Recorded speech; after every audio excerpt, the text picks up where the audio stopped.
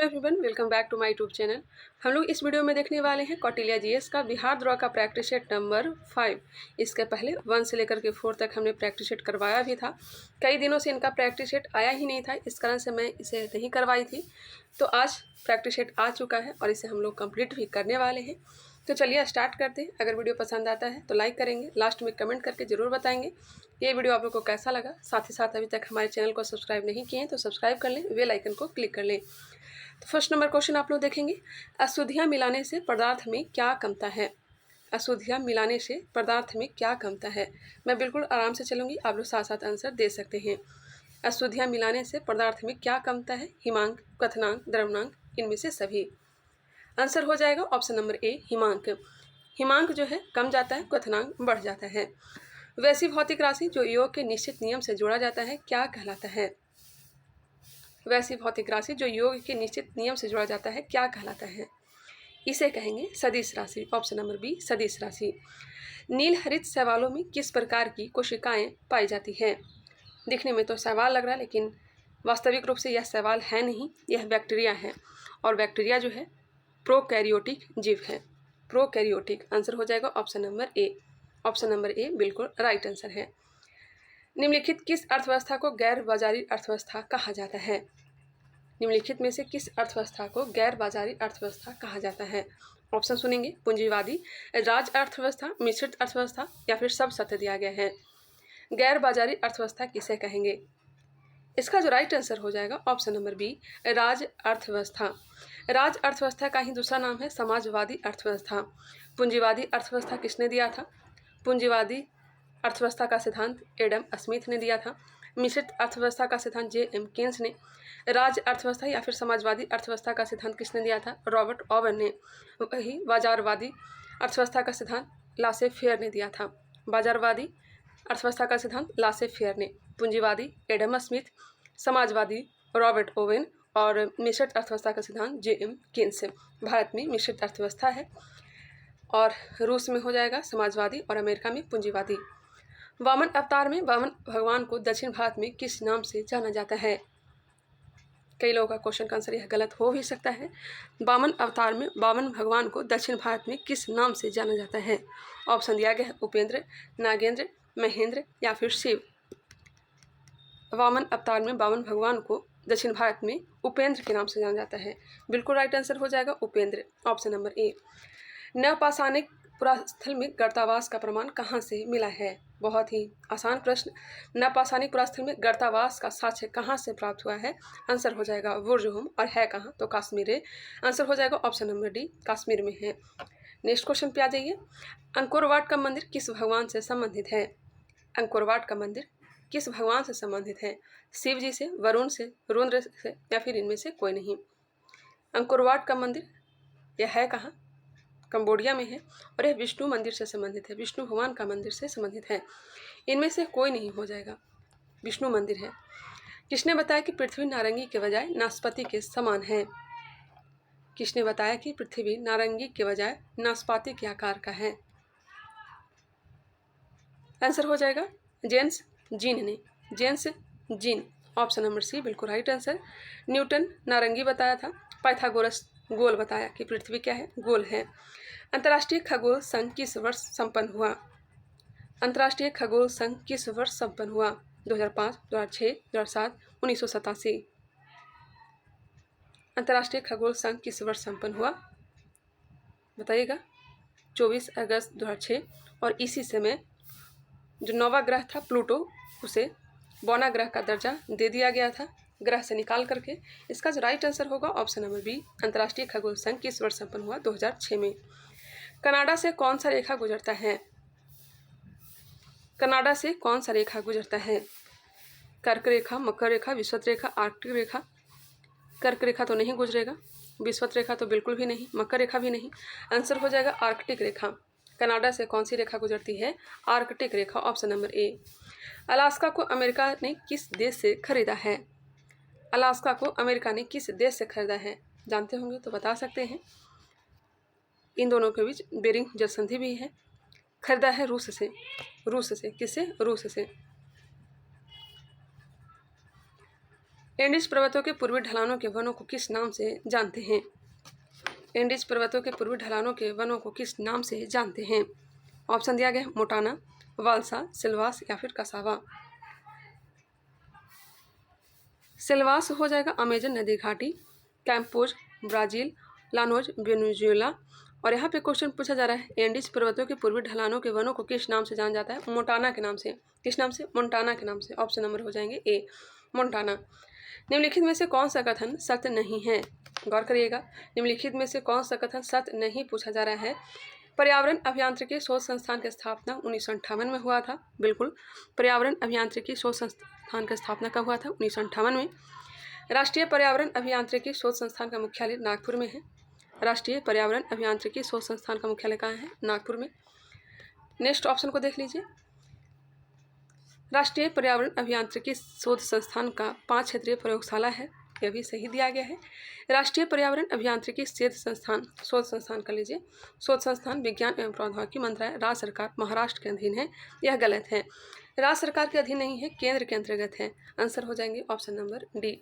बाकी सब सही दिया गया है, एक बार फिर से आप लोग देख लेंगे। गिर राष्ट्रीय उद्यान में वन्य जीवों को पानी किस नदी से मिलता है? गिर राष्ट्रीय उद्यान है कहाँ? गुजरात में। गिर राष्ट्रीय उद्यान में वन्य जीवों को पानी किस नदी से मिलता है? हिरन नदी से। आंसर हो जाएंगे हिरन नदी, ऑप्शन नंबर ए, हिरन नदी। निम्नलिखित में से कौन सा कथन सत्य दिया गया है? लाल पांडा पूर्वी हिमालय क्षेत्र में पाया जाता है। पूर्वी हिमालय क्षेत्र में पाया जाता है, बिल्कुल सही है। लाल पांडा को अरुणाचल प्रदेश में कैट बियर के नाम से जाना जाता है। लाल पांडा को अरुणाचल प्रदेश में कैट बियर के नाम से जाना जाता है, यह भी सही है। लाल पांडा परियोजना माफ़ करिएगा, लाल पांडा की शुरुआत 1996 में हुआ था। लाल पांडा परियोजना की शुरुआत 1996 में हुआ था, जी बिल्कुल।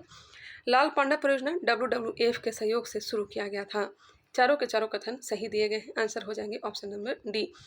इसे खासकर याद रखिएगा, लाल पांडा परियोजना की शुरुआत कब हुआ था? 1996 में। नेक्स्ट क्वेश्चन, स्वच्छ जल का जैव ऑक्सीजन मांग कितना होना चाहिए? स्वच्छ जल का जैव ऑक्सीजन मांग कितना होना चाहिए? 5 ppm से कम। 5 ppm से कम होना चाहिए।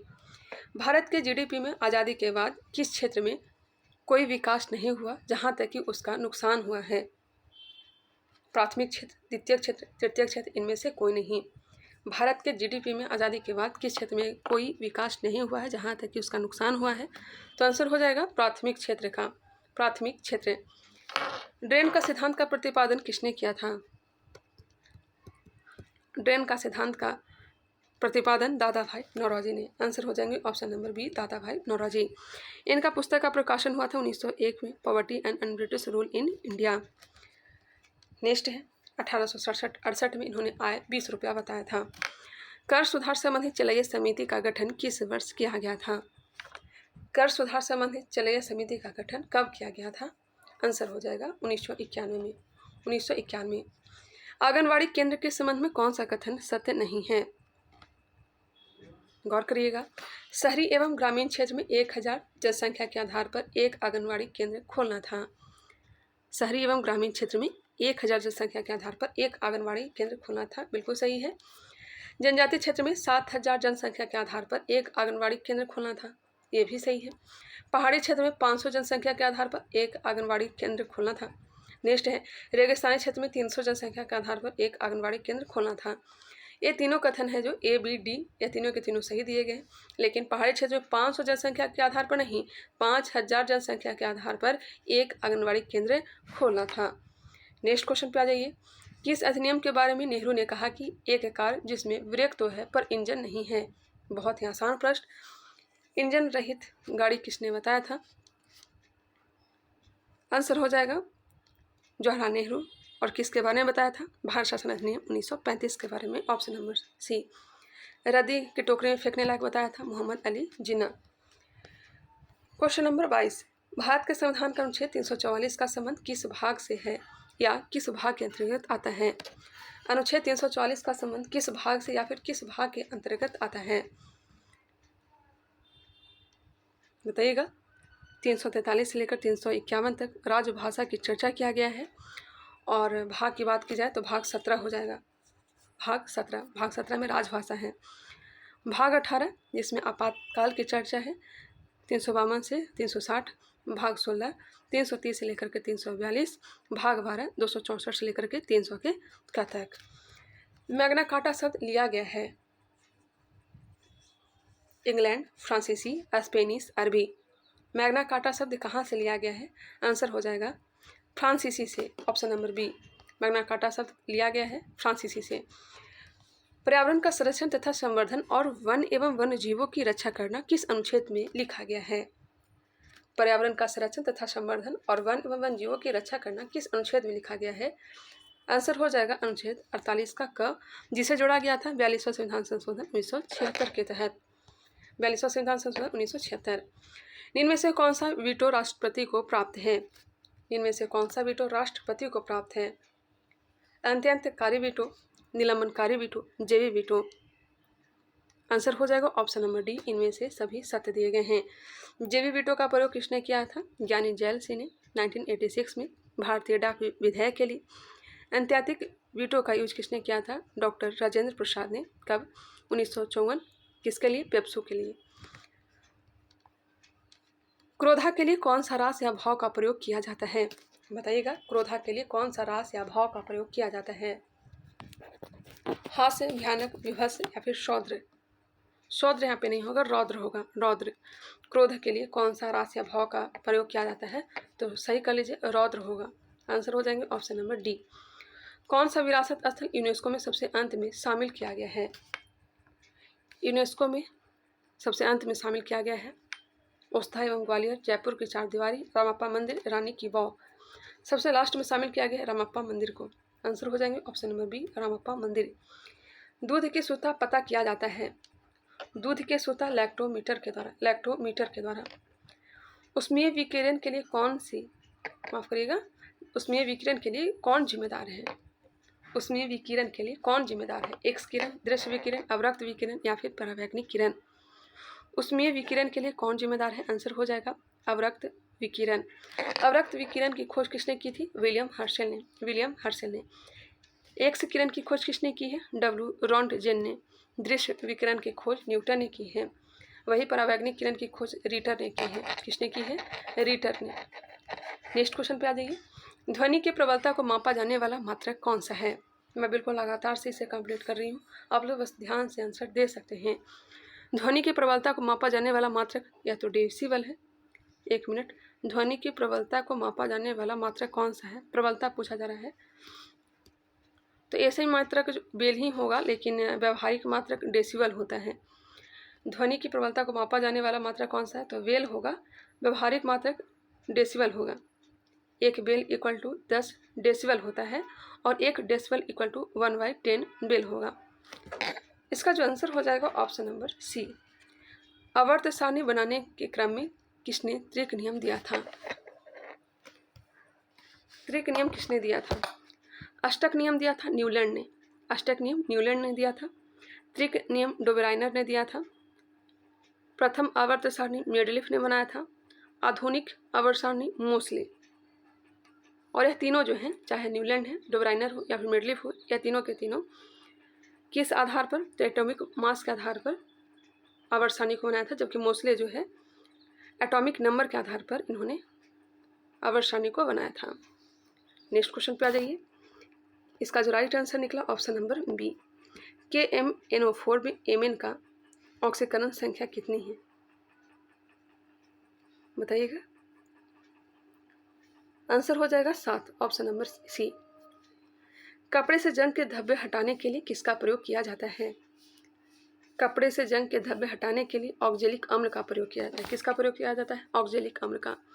ऑक्जेलिक अम्ल जो कि टमाटर में पाया जाता है, एस्टिक अम्ल सिरका में पाया जाता है, चींटी के डंक या फिर बिच्छू के डंक में मेथनोइक अम्ल, टार्टरिक अम्ल इमली में पाया जाएगा, अंगूर में पाया जाएगा।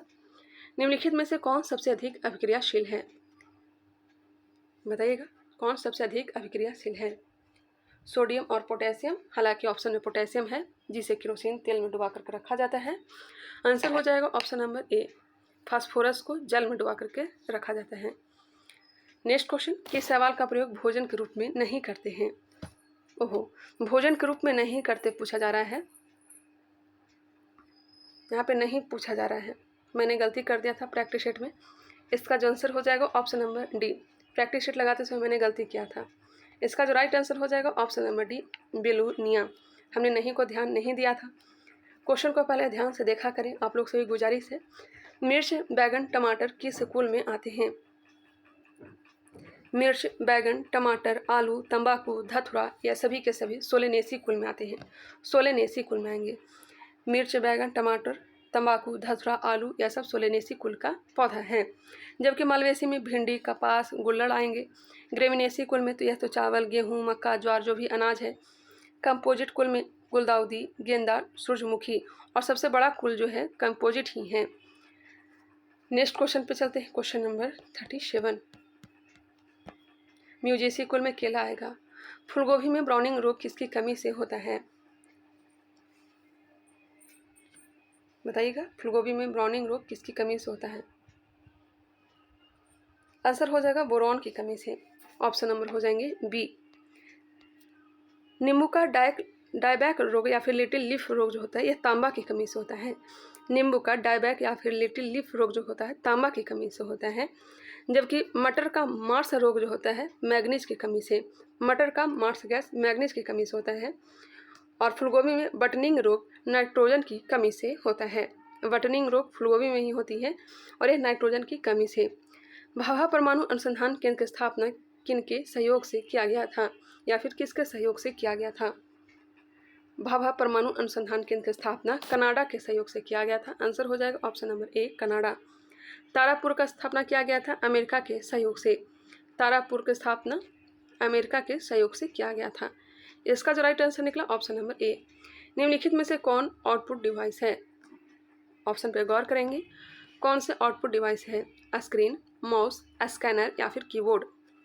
आउटपुट डिवाइस कौन सा है? तो स्क्रीन है। क्या है? स्क्रीन है। जबकि माउस, स्कैनर, कीबोर्ड यह सब क्या है? आउटपुट डिवाइस नहीं है, यह सब इनपुट डिवाइस है। चाइना कप का संबंध किस खेल से है? चाइना कप का संबंध हो जाएगा आपका जिम्नास्टिक से। आहिया बिन अहमद सरहिंदी को किसने संरक्षण दिया था? आहिया बिन अहमद सरहिंदी को संरक्षण दिया था मुबारक शाह। आंसर हो जाएंगे ऑप्शन नंबर ए, मुबारक शाह। दूसरे कर्नाटक युद्ध के बाद डुप्ले के स्थान पर किस गवर्नर को लाया गया था? दूसरे कर्नाटक युद्ध जो कि 1749 से 54 के बीच चला था, डुप्ले के स्थान पर किस गवर्नर को लाया गया था? यहाँ पे पूछा जा रहा है डुप्ले के स्थान पर, तो इसका जो राइट आंसर हो जाएगा गोडेहू को लाया गया था। दूसरा कर्नाटक युद्ध यह जो समाप्त हुआ था पांडिचेरी की संधि, माफ करेगा, हाँ, पांडिचेरी की संधि के तहत ही समाप्त हुआ था। पहला हुआ था समाप्त, पहला कर्नाटक युद्ध समाप्त हुआ था एलासापल की संधि के तहत, दूसरा पुदुचेरी की संधि के तहत और तीसरा पेरिस के संधि के तहत। डुप्ले इसमें हार हुई थी, इस कारण से डुप्ले के हार की वजह से गोडेहू को फिर लाया गया था। आंसर हो जाएगा ऑप्शन नंबर बी। निम्नलिखित में से कौन सा सत्य है? लाहौर जेल में जतिन दास ने भूख हड़ताल 1929 में किए थे। बिल्कुल सही है, जतिन दास ने भूख हड़ताल 1929 में किए थे। भारत में इलाहाबाद में सिविल सेवा की परीक्षा की शुरुआत 1922 में किया गया था। जी हाँ, 1925 में मानवेंद्र नाथ रॉय ने भारतीय कम्युनिस्ट पार्टी का गठन किया था। यह भी सही दिया गया है। आंसर हो जाएगा ऑप्शन नंबर डी, सभी सत्य हैं। लाहौर जेल में जतिन दास ने भूख हड़ताल 1929 में किया। भारत में इलाहाबाद में सिविल सेवा की परीक्षा की शुरुआत 1922 में किया गया था। मानवेंद्र नाथ राय ने भारतीय कम्युनिस्ट पार्टी का गठन 1925 में किया था। 1857 की क्रांति के बाद किन्हें लड़ाकू जाति घोषित नहीं किया गया था? ऑप्शन दिया गया है गोरखा, पठान, सिख या फिर पारसी। लड़ाकू जाति घोषित नहीं किया गया था, तो आंसर हो जाएगा पारसी। जबकि गोरखा, पठान, सिख को लड़ाकू जाति घोषित किया गया था। दुनिया का मजदूर एक हो और मजदूर का कोई देश नहीं होता, आदि नारा किसके द्वारा दिया गया था? दुनिया का मजदूर एक हो और मजदूर का कोई देश नहीं होता, आदि नारा किनके द्वारा दिया गया था? कार्ल मार्क्स के द्वारा दिया गया था। कार्ल मार्क्स, इनके पुस्तक का नाम है communist manifesto, Das Kapital. Answer हो जाएगा इनमें से कोई नहीं। अपने परिक्रमा पथ में पृथ्वी सूर्य के चारों ओर कितना वेग से चक्कर काटता है? अपने परिक्रमा पथ में पृथ्वी सूर्य के चारों ओर कितना वेग से चक्कर काटता है? आंसर हो जाएगा 29.8 किलोमीटर पर सेकेंड। 29.8 किलोमीटर पर सेकेंड। भूकंप की तीव्रता मापी जाती है।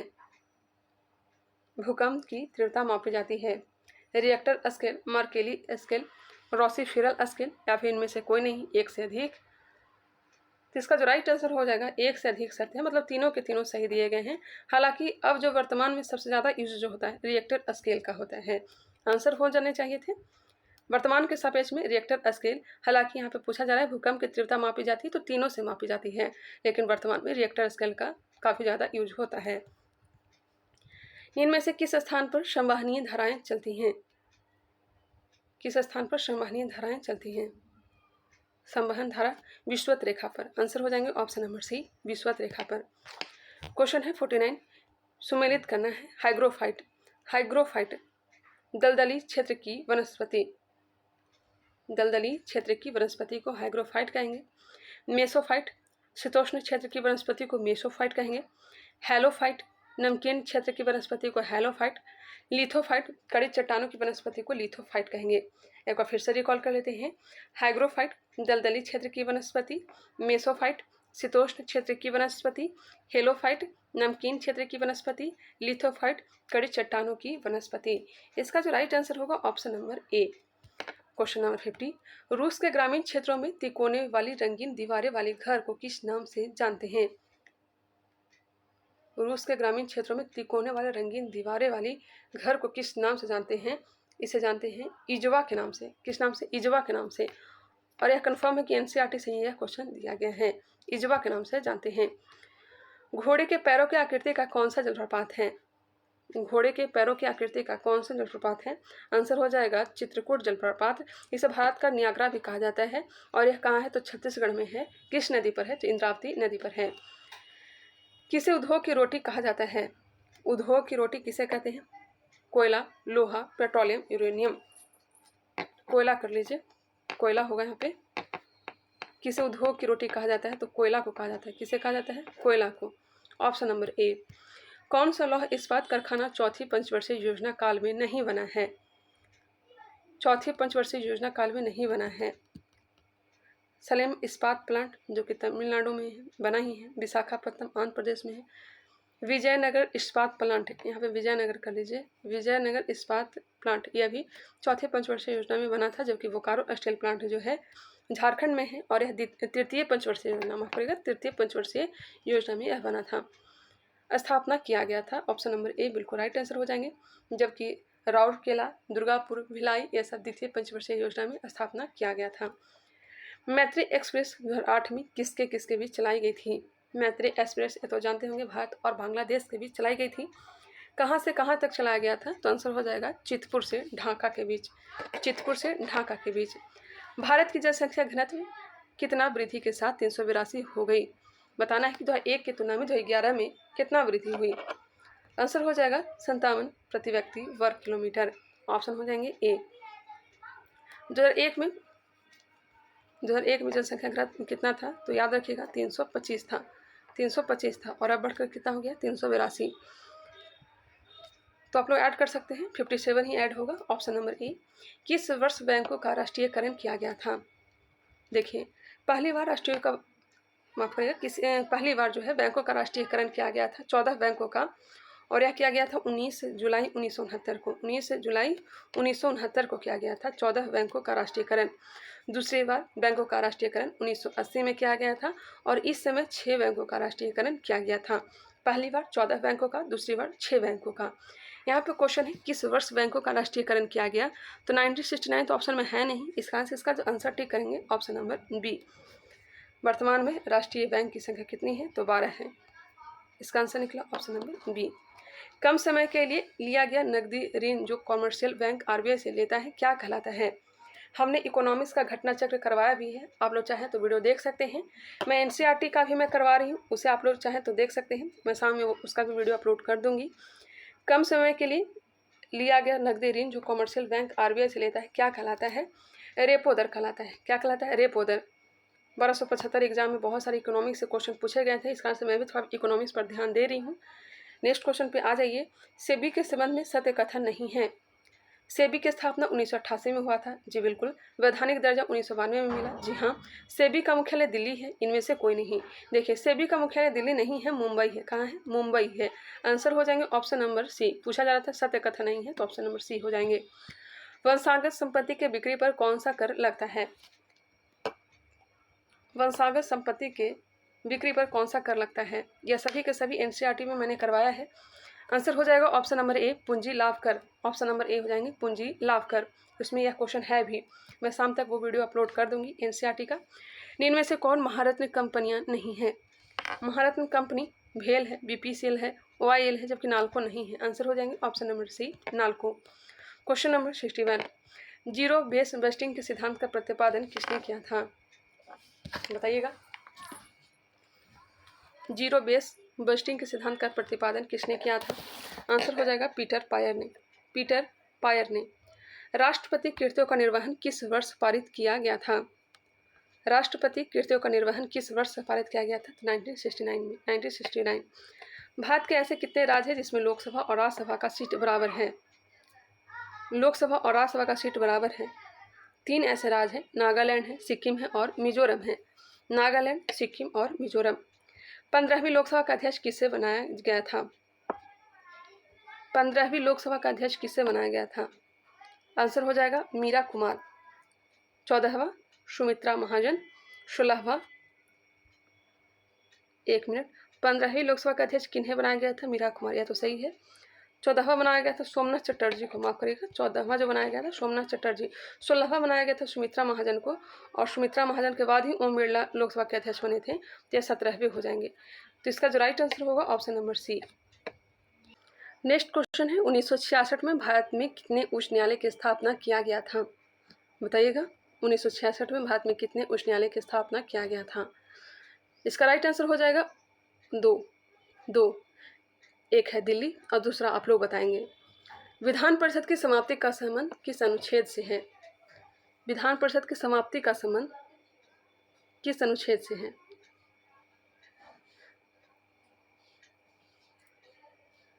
आंसर हो जाएंगे ऑप्शन नंबर ए, 169।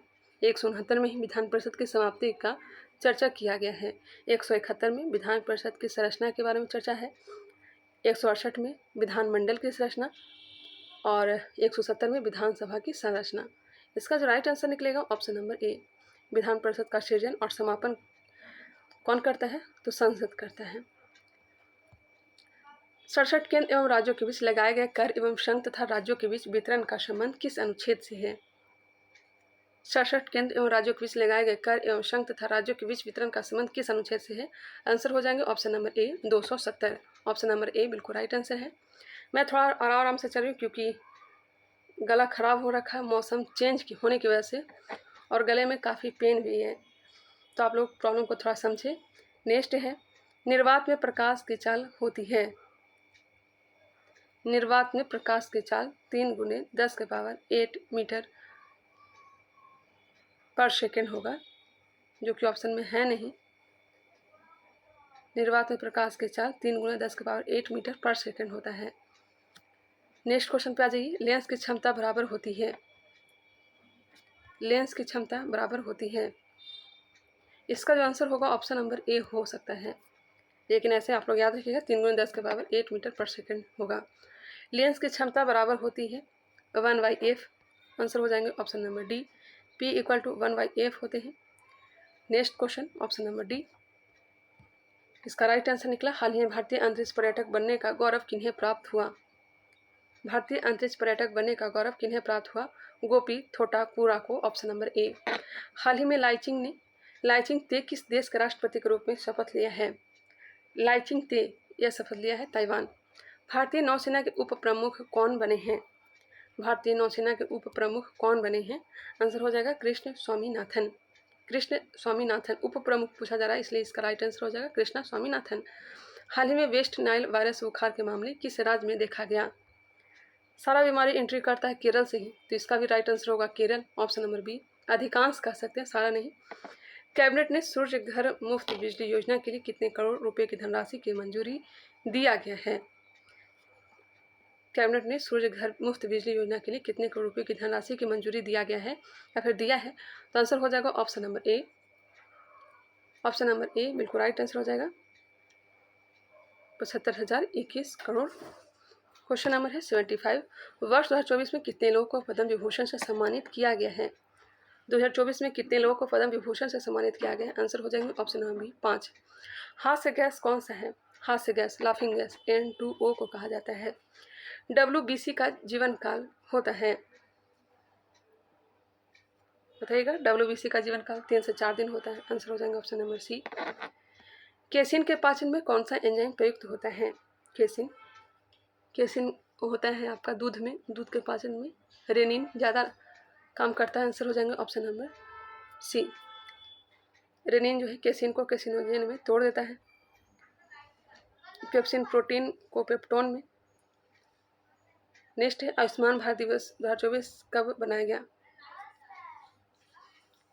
वसा का पाचन एमाइलेज करता है, ये भी ध्यान रखिएगा। आयुष्मान भारत दिवस 2024 कब मनाया गया था?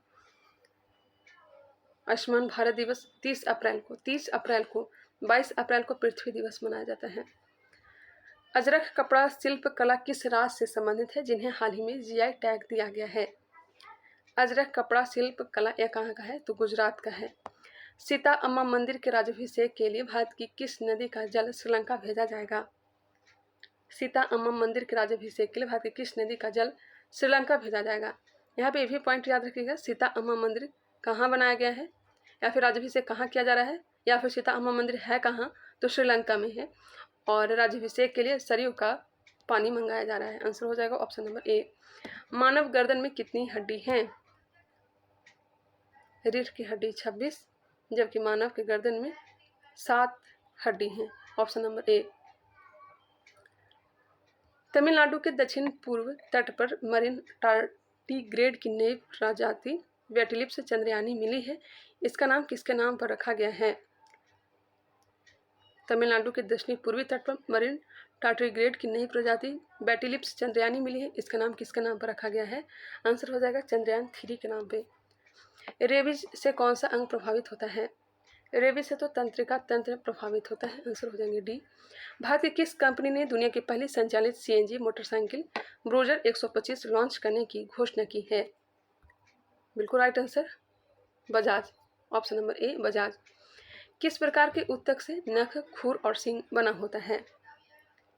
किस प्रकार के उत्तक से? केराटिन से। निम्न में से कौन सा उष्ण व्यंजन है? उष्ण व्यंजन जिसे बोलने पर थोड़ा सा उष्मा की उत्पत्ति होती है, तो आंसर हो जाएगा ह। अंगुली का तद्भव कौन सा होता है? अंगुली का तद्भव बिगड़ा हुआ रूप अंगुली का उंगली भी कहते हैं। ऑप्शन नंबर सी हो जाएंगे उंगली। गणेश का पर्यायवाची शब्द कौन सा है? गणेश एकदंत दयावंत। ऑप्शन नंबर सी हो जाएंगे। नेक्स्ट है वाजाल का संधि विच्छेद कौन होगा? वाक जोड़ जाल। Option number B. The teacher has completed this chapter. A number of students were caught copying. Option number B. 10 से ऐसा क्वेश्चन है। नेक्स्ट क्वेश्चन है मैथ और रीजनिंग से ही होगा, मैं आंसर टिक कर देती हूँ, आप लोग मिला लीजिएगा। 93 का बी होगा, 94 का ए हो जाएंगे। एक मिनट। 94 का ए, 95 का सी दिया गया है और सी होगा भी 96। Option number B. 97 का आंसर हो जाएंगे ऑप्शन नंबर बी। 98 को देख लीजिए। वीडियो को पॉज करके आप लोग सॉल्व कर सकते हैं। आप लोग का वीडियो कैसा लगा कमेंट करके आप लोग बता सकते हैं। 99 का हो गया सी। वीडियो पसंद आया है तो आप लोग लाइक कर सकते हैं और इसे शेयर भी कर सकते हैं। तो चलिए मिलते हैं नेक्स्ट वीडियो में, तब तक के लिए धन्यवाद।